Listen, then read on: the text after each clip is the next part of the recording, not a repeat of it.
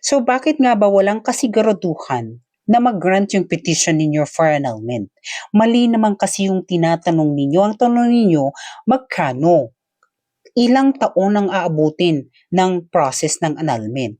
Dapat ang tinatanong ninyo ay kung pasok ba yung situation ko, yung circumstances ng marriage namin, kung yung mga rason kung bakit hindi na kami together dun sa grounds na sinet ng batas para mapawalang bisa yung kasal ninyo.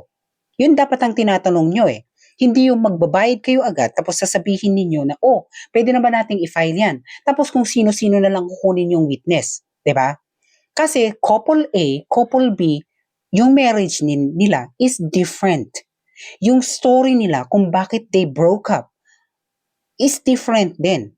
Hindi walang two marriages are the same. Iba yan.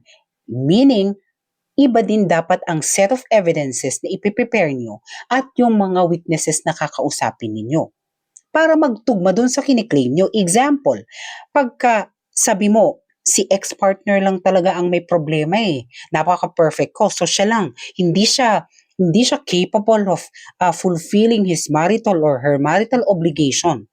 Tapos lahat ng witnesses mo, side mo. Mga magulang mo, kapatid mo, kaibigan mo, wala ni isa sa kanila, di ba?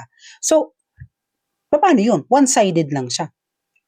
Again, ang pag-grant, ang pag-judge nito ay based on the merit. Convincing ba? Mako-convince mo ba si court, si judge, na ito talagang nangyari? Okay? Pulido ba yung petition mo with all your evidences and your witnesses' testimony? Okay?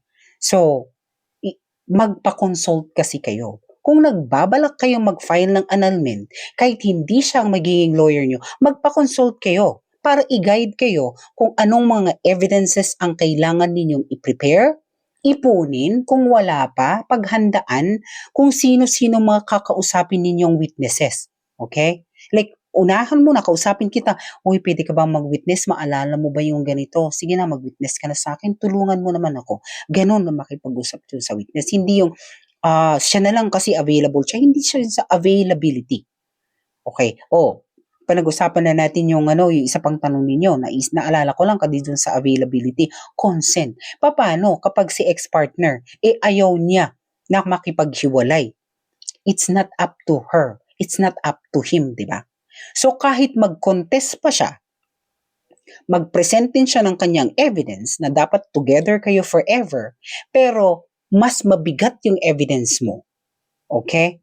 Pwede pa rin siyang i-grant naman ni judge, ng court. Okay. Pero kung wala kasi, kahit basahin mo pa ulit-ulit, kulang ka ng present na witness. Okay? Yung mga witnesses mo lang is dahil sila lang ang available. Convenience lang. Convenient kasi, wala. Okay? So, huwag kayong mag-alinlangan. Magpa-consult kayo para mapaghandaan ninyo bago kayo mag-file ng annulment.